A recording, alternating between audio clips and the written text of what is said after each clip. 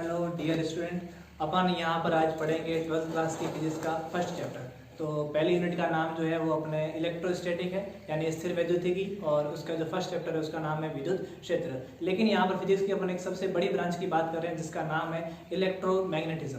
और इलेक्ट्रोमैग्नेटिज्म के अंदर सबसे पहले अपन यहाँ देखते हैं इलेक्ट्रोस्टैटिक्स। सबसे पहले क्या देखते हैं? इलेक्ट्रोस्टैटिक्स। इलेक्ट्रोस्टैटिक्स का मतलब है कोई एक पार्टिकल या चार्ज पार्टिकल जो क्या है वहां पर स्थिर अवस्था में, यानी कि चार्ज एट रेस्ट, और उसी से क्या मिलता है अपने को? Electric field. यानी कि यदि कोई आवेश स्थिर है तो हमें वहां पर क्या मिलेगा? विद्युत क्षेत्र। इसके बाद सेकंड दूसरी चीज देखें तो यहाँ पर है इलेक्ट्रोडायनामिक्स। इलेक्ट्रोडायनामिक्स का मतलब है चार्ज इन मोशन, यानी कि कोई एक आवेशित कण जो है, कोई एक चार्ज पार्टिकल जो है वो क्या करेगा? वहां पर मोशन करेगा। इसके बाद यहाँ पर अपन देखते हैं कि इसके अंदर इलेक्ट्रिक करंट भी हो सकती है, मैग्नेटिज्म वाला टॉपिक में पढ़ेंगे, एक चुंबकीय क्षेत्र भी है, इलेक्ट्रोमैग्नेटिक इंडक्शन भी। ये 4-5 टॉपिक है जो अपन इस सिलेबस के अंदर कंडक्ट करेंगे। और इसके बाद में अपना जो नेक्स्ट आएगा वो ऑप्टिक्स आएगा, और उसके बाद इलेक्ट्रॉनिक्स है, और लास्ट के अंदर मॉडर्न फिजिक्स है। इस चैप्टर के अंदर अपन सबसे फर्स्ट टॉपिक जो पढ़ेंगे उसका नाम है आवेश, या फिर विद्युत आवेश भी अपन उसको कह सकते हैं। तो सबसे पहले यहाँ पर हम लेंगे टॉपिक आवेश। तो आवेश जो है क्या होता है? आवेश तो आवेश की जो परिभाषा अपन इस तरह से दे सकते हैं कि किसी पदार्थ के अंदर एक ऐसा गुण, किसी पदार्थ का वह गुण जो उसके अंदर विद्युत या चुंबकीय क्षेत्र को उत्पन्न कर दे, या उसको क्या कर रहा है? अनुभव कर रहा है। तो उसे हम क्या कहेंगे यहाँ पर? विद्युत आवेश। तो विद्युत आवेश की परिभाषा में क्या देंगे हम कि यहाँ पर उसका वह गुण, विद्युत आवेश क्या है? किसी पदार्थ का एक ऐसा गुण है जो उसको क्या करवाता है? विद्युत क्षेत्र या फिर क्या करवाएगा? चुंबकीय क्षेत्र उत्पन्न करवाएगा, या उसको उसका क्या करवाता है? अनुभव करवाता है। कि मात्रक, इसकी विमा, और इसके ऐसा ही मात्रक, इसके छोटे मात्रक, इसके बड़े मात्रक, इन सभी की बात करते हैं। तो सबसे पहले देखते हैं कि आवेश जो है, आवेश का जो मात्रक है वो क्या होता है? तो आवेश का जो मात्रक है उसे हम कहते हैं कूलाम। ये इसका क्या है? ऐसा ही मात्रक कूलाम है, और इसे हम C से लिखते हैं। और आवेश जो है, आवेश का प्रतीक जो है वो क्या होता है? यहाँ पर Q होता है। आवेश की विमा की बात करते हैं। आवेश की विमा, तो आवेश की विमा जो है किससे लिखेंगे हम? धारा जो होती है वो क्या होती है? आवेश बटा समय, यानी कि Q/T। तो आवेश का जो मात्रक क्या है? कूलाम, और समय का मात्रक क्या है? सेकंड, और धारा I, और I का मात्रक क्या होता है? एम्पियर। तो coulomb upon second equal to क्या होगा? एम्पियर। तो हम यहाँ से कह सकते हैं कि एक कूलाम इक्वल टू कितना हो जाएगा? Ampere into second. तो इससे यहाँ से विमा निकालनी है। तो विमा कैसे लिखते हैं अपन? विमा जो है वो एक मंजिले बड़े ब्रैकेट के अंदर लिखते हैं, और वो क्या होती है? m0 l0। यहाँ पर द्रव्यमान की जो डायमेंशन है वो 0 है, लेंथ की डायमेंशन क्या है? यहाँ पर 0 है, और यहाँ पर समय, टाइम के लिए कितना लिखेंगे अपन? t1, और एम्पियर के लिए कितना लिखेंगे? यहाँ पर a1। इस तरह से ये पूरी की पूरी क्या हो जाएगी? यहाँ पर आवेश की विमा। नेक्स्ट जो है आवेश का सबसे छोटा मात्रक।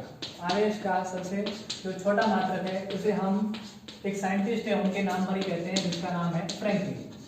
और आवेश का सबसे जो बड़ा मात्रक है, आवेश का एक बड़ा मात्रक है जिसे हम कहते हैं फैराडे।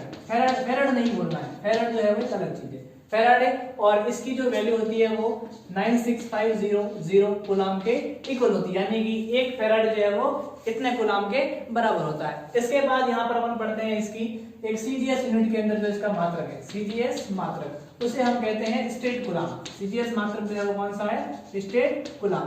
और यहाँ फिर इसे हम ईएसयू भी कहते हैं। तो यहाँ पर एक कूलाम जो है वो कितने के बराबर है? 3 × 10⁹ ESU। तो एक कूलाम और ESU के अंदर क्या रिलेशन आता है? इस तरह से।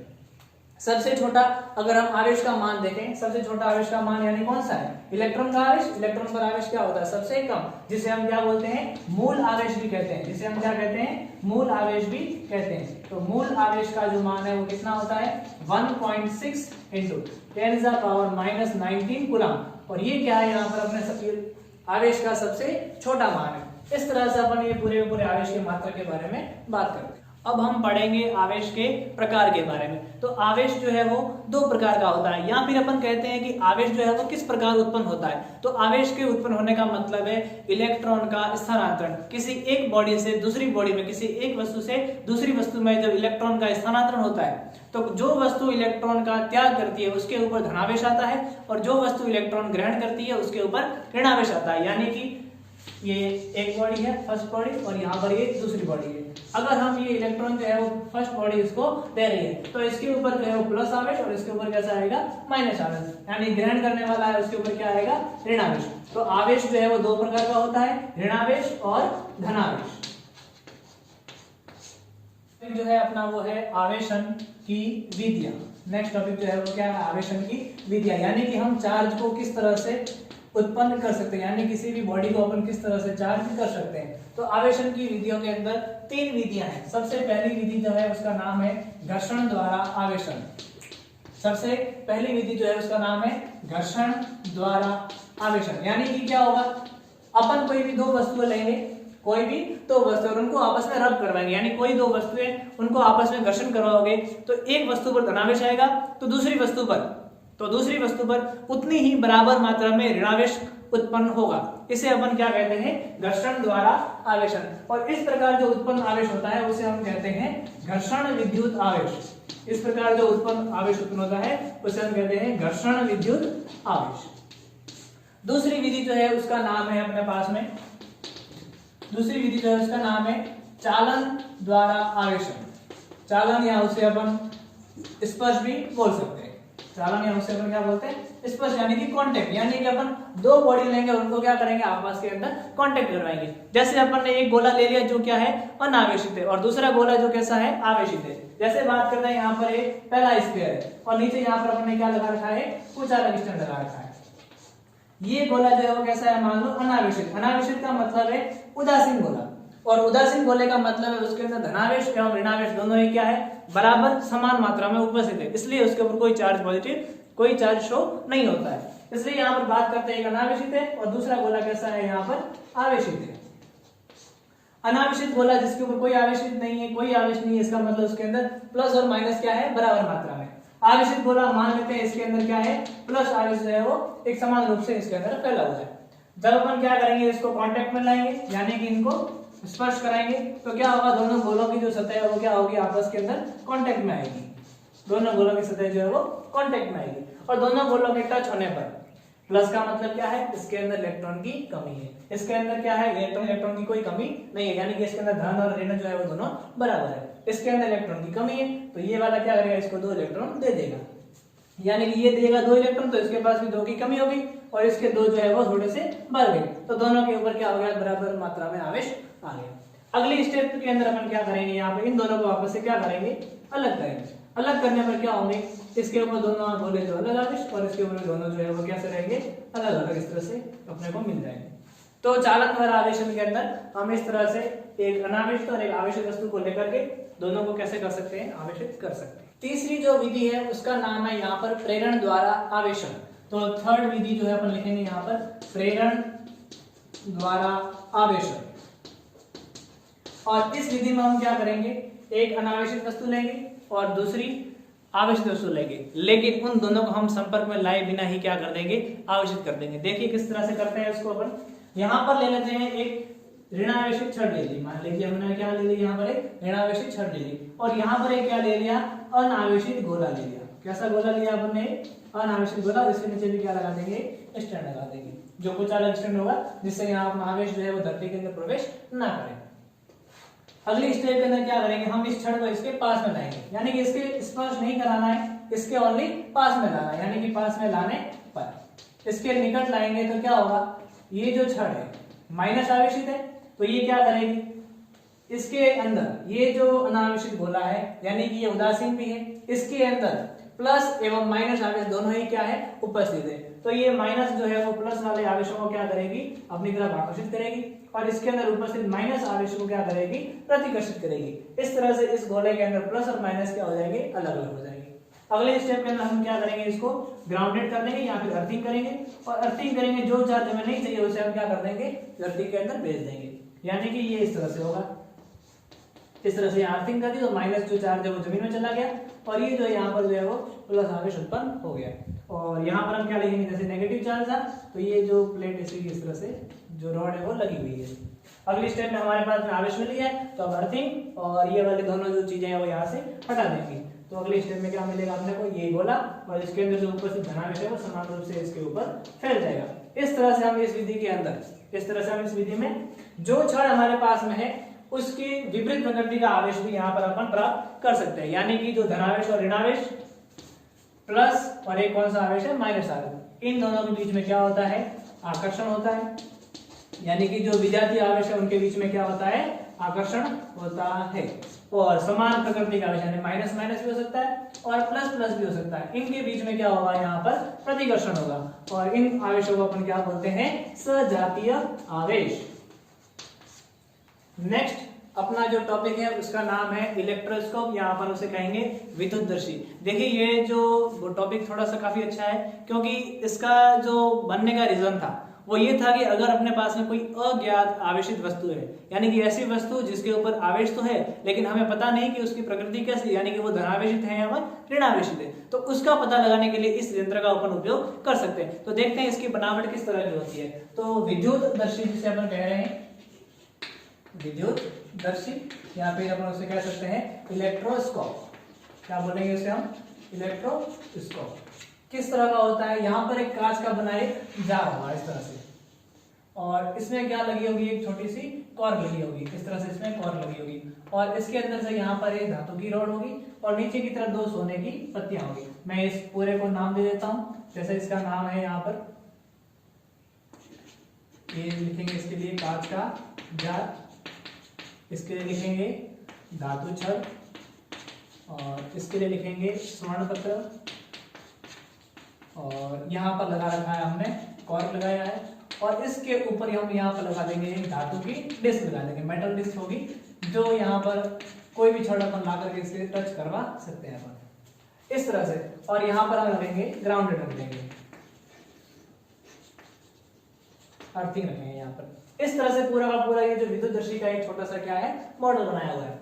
अपन क्या करेंगे, जो अपने पास में अज्ञात वस्तु है उससे पहले हमारे पास में एक ऐसी आवेशित वस्तु होनी चाहिए जो उसके ऊपर उपस्थित जो प्रकृति है आवेश की वो हमें ज्ञात होनी चाहिए। मान लेते हैं कि हमारे पास में एक छड़ है जो कैसी है, धनावेशित है।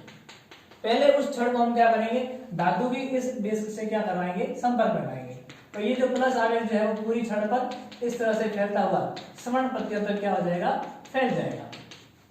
और यहाँ पर जब पत्तियों के ऊपर प्लस आवेश आएगा तो दोनों पत्तियां इस तरह से अटकी हुई है, इस पर भी प्लस आवेश है और इस पर भी क्या है, प्लस आवेश है। तो दोनों ही पर आवेश कैसा हो गया है, समान, यानी कि सजातीय आवेश है। तो दोनों के अंदर क्या होगा, प्रतिकर्षण होगा और पत्तियां जो है वो क्या होगी, फैल जाएगी। दोनों पत्तियां जो है वो क्या होगी, फैल जाएगी। अब मैं क्या करता हूँ, यहाँ पर एक अज्ञात छड़ लगाता हूँ। अब मैं क्या करता हूँ, यहाँ पर एक अज्ञात छड़ लगाता हूँ। मान लेते हैं कि ये जो मेरी क्या है, इस तरह की एक अज्ञात छड़ है जिसका हमें आवेश का पता करना है, जिस पर हमें आवेश की प्रकृति का पता करना है। तो देखेंगे सबसे पहले कि अज्ञात वस्तु है, यदि इसके ऊपर पहले एक बार हम इसको अनुमान लगाते हैं कि मान लो यदि इसके ऊपर क्या होगा, माइनस आवेश है। यदि इस पर क्या है, माइनस आवेश है, अगर इसके ऊपर माइनस आवेश होगा तो ये जो माइनस है वो इस प्लस से क्या होगा, निरस्त होगा। यानी कि माइनस का मतलब है कि ये जो अपने इलेक्ट्रॉन है वो किसके देगा, इस वाले भाग को इलेक्ट्रॉन देगा। और यहाँ पर क्या होगी, आवेश के मान में क्या होगी, थोड़ी सी कमी, आवेश के मान में कमी होगी, यानी कि सजातीय आवेशों के मान में कमी, यानी कि वहां पर प्रतिकर्षण में भी क्या होगी, कमी। और ये जो पत्तियां वो क्या होगी, सिकुड़ जाएगी। दूसरी तरफ अगर मैं मान लो कि इसके ऊपर कैसा आवेश है, प्लस आवेश है, तो ये प्लस आवेश तो पहले से था, दूसरा प्लस आवेश मैंने और दे दिया, तो क्या होगा, इस पूरे के ऊपर जो है वो धनावेश की मात्रा जो है वो थोड़ी सी और बढ़ जाएगी, यानी कि सजातीय आवेशों की मात्रा जो है वो बढ़ जाएगी। और उस मात्रा के बढ़ने के कारण वहां पर पत्तियों का फैलाव जो होगा फैलाव भी जो है वो बढ़ जाएगा। और इसे अपन क्या कहते हैं, विद्युतदर्शी। और ये इसका पूरा इस तरह से एक मॉडल है। इसके बाद हमारा यहाँ पर जो नेक्स्ट टॉपिक है वो है विद्युत आवेशों के गुणधर्म। तो इसके गुणधर्म में सबसे पहला मैंने आपको बता दिया कि विद्युत आवेश जो है वो कैसी होती है, अदिश राशि होती है। देखो आवेश और द्रव्यमान दोनों ही अदिश राशि है, लेकिन दोनों में थोड़ा सा फर्क है। आवेश जो है वो धनात्मक और ऋणात्मक, यानी कि धनावेश और ऋणावेश अपन दोनों तरीके से बोल सकते हैं, लेकिन द्रव्यमान के अंदर ऋणात्मक नाम की चीज नहीं होती है। द्रव्यमान जो है वो हमेशा कैसा रहता है, यहाँ पर धनावेश रहता है, यानी कि पॉजिटिव रहता है, हमेशा धनात्मक रहता है। और बात करते हैं यहाँ पर नेक्स्ट अपनी बात, विद्युत आवेश एक अदिश राशि है। तो ये इसका क्या हो गया, एक पहला गुण हो गया। दूसरा गुण जो है वो यहाँ पर है विद्युत आवेश की योज्यता के बारे में। तो एक सिंपल सा गुण है, विद्युत आवेश जो है वो कैसी राशि है, अदिश राशि। अदिश राशि का मतलब है कि यदि उसके अंदर दिशा नहीं होगी किंतु परिमाण जरूर होगा। तो यहाँ पर दूसरा जो है अपने पास में विद्युत आवेश की क्या है यहाँ पर अपन इसकी योज्यता की बात करेंगे, यानी कि इसकी सम की बात करेंगे। तो कोई एक निकाय ले लिया इस तरह से, इस निकाय के अंदर मान लो यहाँ पर Q1 आवेश है, यहाँ पर Q2, यहाँ पर Q3 और यहाँ पर एंड सो ऑन कितने मान लो Qn आवेश है, बहुत सारे आवेश पड़े हैं। तो इसका जो है वो टोटल कितना होगा, टोटल कितना मिलेगा, Q बराबर Q1 plus Q2 plus Q3 plus ऐसे बहुत सारे हैं तो प्लस Qn तक। तो इसको हम समीकरण रूप में कैसे लिख सकते हैं, इसका QI कर सकते हैं और समीकरण लगाएंगे तो I बराबर कितना स्टार्ट हो रहा है 1 से लेकर के n तक, तो I इक्वल टू कितना होगा 1 to n। इस तरह से ये क्या होगा अपना संपूर्ण आवेश। तो यहाँ पर कह सकते हैं कि किसी निकाय का जो कुल आवेश है, किसी निकाय का कुल आवेश, उसमें उपस्थित सभी आवेशों के बीजगणितीय योग के क्या होगा, बराबर होगा, सभी आवेशों का बीजगणितीय योग। तो यही एक सबसे इंपॉर्टेंट वर्ड है कि आपको ये लिखना होगा बीजगणितीय योग, यही यहाँ पर इंपॉर्टेंट चीज है।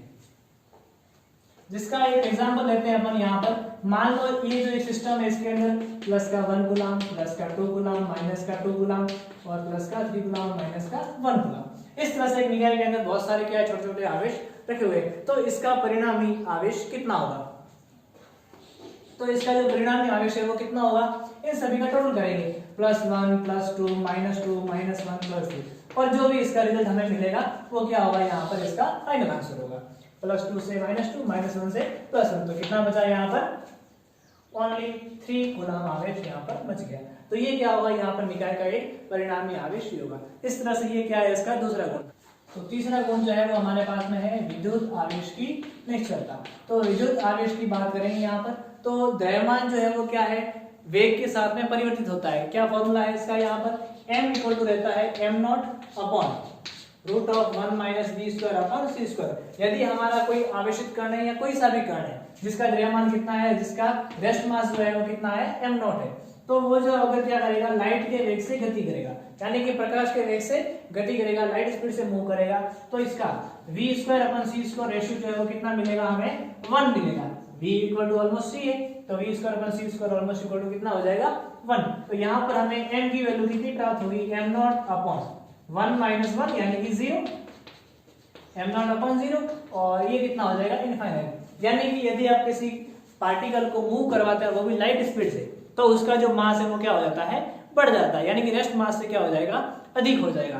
बात करते हैं यहाँ पर कि अगर वो लाइट स्पीड से मूव कर रहा है और उसके ऊपर कोई क्यू चार्ज है, यही मास m है और उसका चार्ज कितना है यहाँ पर q है, तो इसके ऊपर कोई फर्क नहीं पड़ेगा, क्योंकि रेस्ट मास और द्रव्यमान आवेश और स्पिन, ये तीनों ही क्या होती है, किसी भी पार्टिकल की एक इंट्रिंसिक प्रॉपर्टी होती है, यानी कि वो प्रॉपर्टी जो चेंज नहीं होती है।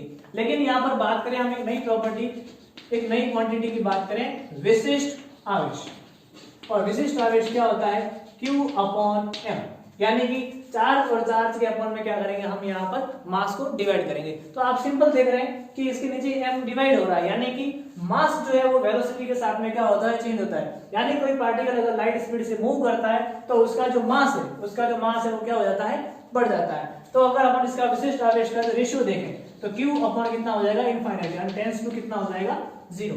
यानी कि अगर आप पार्टिकल जिसके ऊपर चार्ज Q है अगर वो मूव कर रहा है और वो भी कितना वेग से, लाइट स्पीड से मूव कर रहा है, तो उसके विशिष्ट आवेश के मान में क्या होगी, हमेशा ही कमी होगी। उसे ही हम क्या कहते हैं, invariance of electric charge. Next topic जो है वो अपना है विद्युत आवेशों का संरक्षण। विद्युत आवेशों का संरक्षण का मतलब है कि आप किसी भी एक निकाय के अंदर यदि आवेश उपस्थित है, यदि एक निकाय के अंदर आवेश उपस्थित है, तो ना तो आप उसको नष्ट कर सकते हैं और ना ही आप उसको दोबारा उत्पन्न कर सकते हैं, यानी कि उसका एक रूप परिवर्तित होता है। जैसे मास जो है वो एनर्जी में चेंज होता है, द्रव्यमान संरक्षण नियम पढ़ते हैं अपन, ऊर्जा संरक्षण नियम पढ़ते हैं, वैसे ही क्या है यहाँ पर आवेश संरक्षण नियम है। ना तो आप आवेश को नष्ट कर सकते हो और ना ही उसको उत्पन्न कर सकते हो, बस उसकी फॉर्म चेंज होती है। इसी को अपन क्या बोलते हैं यहाँ पर, आवेश संरक्षण नियम। इसके छोटे एग्जाम्पल तो आप देख सकते हैं, जैसे कोई भी दो वस्तुओं को आप घर्षण करवा रहे हो, कोई भी दो थिंग ले ली जिनको अपन ने दोनों को कांटेक्ट में लाया और उसका प्लस माइनस उधर से उधर कर सकते हैं। लेकिन दो अच्छे जो एग्जाम्पल मैं आपको वो बताऊंगा यहाँ पर। सबसे पहला यहाँ पर इसका एग्जाम्पल है वो है पेयर प्रोडक्शन। और पेयर प्रोडक्शन का मीनिंग है यहाँ पर युग्म उत्पादन। क्या होगा इसके अंदर कि एक गामा फोटोन और एक यहाँ पर होगा दूसरा गामा फोटोन। एक गामा फोटोन की जो एनर्जी है वो 0.511 मेगा इलेक्ट्रॉन वोल्ट, तो दोनों की मिलाकर के कितनी हो गई 0.511 MeV। तो दोनों का अपन योग करेंगे तो कितना मिलेगा 1.02 मेगा इलेक्ट्रॉन वोल्ट। इस तरह से एक गामा फोटोन, और ये दोनों ही गामा फोटोन जो है वो अलग अलग दिशाओं से आते हैं, यानी कि दोनों गामा फोटोन का जो मोमेंटम है वो क्या रहता है, अपोजिट रहता है। तो दो गामा फोटोन अलग अलग मोमेंटम से आपस में आकर के टकराते हैं, तो वहां पर दो पार्टिकल निकलते हैं, एक रहता है इलेक्ट्रॉन और एक है पॉजिट्रॉन, जो क्या होता है इलेक्ट्रॉन का एंटी पार्टिकल, यानी कि उसका चार्ज जो है वो क्या होता है, उसका जस्ट अपोजिट होता है। उसे हम क्या कहते हैं, पेयर प्रोडक्शन। एक दूसरा ही इसका जो सेकंड है वो इसका क्या है, रिवर्स है, और इसे हम कहते हैं पेयर एनिहिलेशन। उसे हम कहते हैं पेयर एनिहिलेशन, और पेयर एनिहिलेशन का मतलब है युग्म विनाश, यानी कि ये जो यहाँ पर टूट जाएगा। किस तरह से देखते हैं, जैसे यहाँ हम देखेंगे इसको युग्म विनाश को, तो एक इलेक्ट्रॉन और एक पॉजिट्रॉन मिलकर के क्या करेंगे, यहाँ पर दो गामा फोटोन, यहाँ पे कहेंगे कि दोनों मिलकर के क्या करते हैं, एनर्जी को रिलीज करते हैं। लेकिन एक्चुअल के अंदर क्या होते हैं, वो दोनों क्या होते हैं, गामा फोटोन होते हैं, और प्रत्येक की जो एनर्जी है वो कितनी होती है, 0.511 मेगा इलेक्ट्रॉन वोल्ट, 0.511 MeV, यानी टोटल एनर्जी कितनी होगी 1.02 MeV। और यहाँ पर अपन बात करें इसके आवेश का संरक्षण किस तरह से हो रहा है, तो यहाँ पर इसके कंजर्वेशन का देखें तो यहाँ पर माइनस का 1 है, इधर प्लस का 1 है, टोटल कितना होना चाहिए 0। और वैसे भी ये क्या है, गामा फोटोन है, तो किसी भी गामा फोटोन का जो मास जो है वो टेंड्स टू नेग्लिजिबल होता है, तो इसे यहाँ पर भी क्या कहेंगे कि इसका भी चार्ज जो है वो कैसा है, 0 है। इस तरह से यहाँ पर आवेश संरक्षण नियम साबित होता है। अगली प्रॉपर्टी जो है वो है, उसे हम कहेंगे विद्युत आवेश का क्वांटीकरण। तो मैं डायरेक्ट लिख रहा हूं यहाँ पर क्वांटीकरण। तो क्वांटाइजेशन इंग्लिश में क्या बोलते हैं इसे हम, quantization, conservation, invariance of electric charge और additive property of electric charge. तो यहाँ पर क्वांटीकरण जो है वो क्या होता है, एक फॉर्मूला है Q equal two plus minus of any. ये फॉर्मूला कहां से आता है, या फिर इसकी लैंग्वेज किस तरह से लिखी जाएगी, तो हम लिखेंगे कि एक वस्तु से दूसरी वस्तु पर जो इलेक्ट्रॉन का स्थानांतरण है, या एक वस्तु से दूसरी वस्तु पर जब अपन कहेंगे आवेश का स्थानांतरण, आवेश का स्थानांतरण का मतलब ही क्या है, इलेक्ट्रॉन का ट्रांसफर होना, और आवेश का स्थानांतरण जो है वो क्या होगा, एक पैकेट के रूप में होगा। क्वांटा, क्वांटीकरण से एक वर्ड मिलता है हमें यहाँ पर एक क्वांटा, और इस क्वांटा की जो वैल्यू होती है यहाँ पर हम जिसे कहेंगे, एक छोटा पैकेट होता है उसे हम क्या बोलते हैं, यहाँ पर मूल आवेश कहते हैं, और इस मूल आवेश को E से लिखते हैं, और इसकी वैल्यू होती है 1.6 मल्टीप्लाई 10⁻⁻19 कूलम। ये पॉजिटिव या नेगेटिव होगा वो उसका साइन अपन ने यहाँ पर ले रखा है। तो मूल आवेश का क्या होगा, पूर्ण गुणज होगा, यानी एक वस्तु से दूसरी वस्तु पर आवेश का स्थानांतरण जो है वो मूल आवेश के पूर्ण गुणज के रूप में होता है। ये इसकी क्या रहेगी, एक परिभाषा। और यहाँ पर एक जो है वो क्या एक नंबर है, 1 2 3 4 5 6 एंड सो ऑन, यानी कि आवेश का स्थानांतरण जो है वो पूर्ण गुणज के रूप में होगा, यानी कि फ्रैक्शनल नंबर यहाँ पर वैलिड नहीं है, यानी कि n is not equal to 1/2 3/2 and so on something. Fractional number जो है वो यहाँ पर वैलिड नहीं है। लेकिन नॉर्मली कहीं पर भी जो आवेश का स्थानांतरण जो है वो मूल आवेश के पूर्ण गुणज के रूप में ही होता है। लेकिन परमाणु के अंदर प्रोटॉन, न्यूट्रॉन और इलेक्ट्रॉन होते हैं। नाभिक के अंदर जो उपस्थित दोनों कण प्रोटॉन और न्यूट्रॉन, ये दोनों ही कण क्या होते हैं, बाउंड स्टेट में रहते हैं, और ये दोनों ही कण क्वार्क कंपोजिशन से मिलकर बने होते हैं। बहुत ही ध्यान से सुनना, क्वार्क कंपोजिशन, यानी कि मैं यहाँ पे एक वर्ड लिख रहा हूँ जो काफी अच्छा वर्ड है, क्वार्क कंपोजिशन, यानी कि प्रोटॉन और न्यूट्रॉन से भी छोटे कण होते हैं जिसको अपन क्या बोलते हैं, क्वार्क बोलते हैं। और ये क्वार्क जो है वो 6 टाइप के होते हैं, U D S C B T। ये 6 इसके क्या है नाम, up down strength charm beauty और ट्रूथ, ये 6 के 6 इसके नाम है। ये जो क्वार्क है इनके 3 अलग अलग कलर होते हैं, यानी कि टोटल क्वार्क कितने हो गए, 18 हो गए। 6 × 3 करें तो कितने क्वार्क मिलेंगे हमें, 18 क्वार्क मिलेंगे।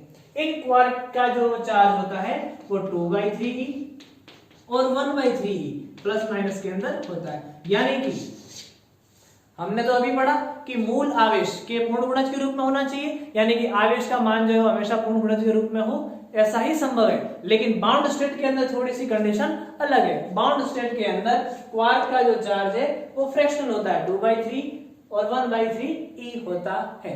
इस तरह से ये क्या है, इसका छोटा सा अपवाद है, लेकिन ये बाउंड स्टेट के अंदर ही वो वैलिड है।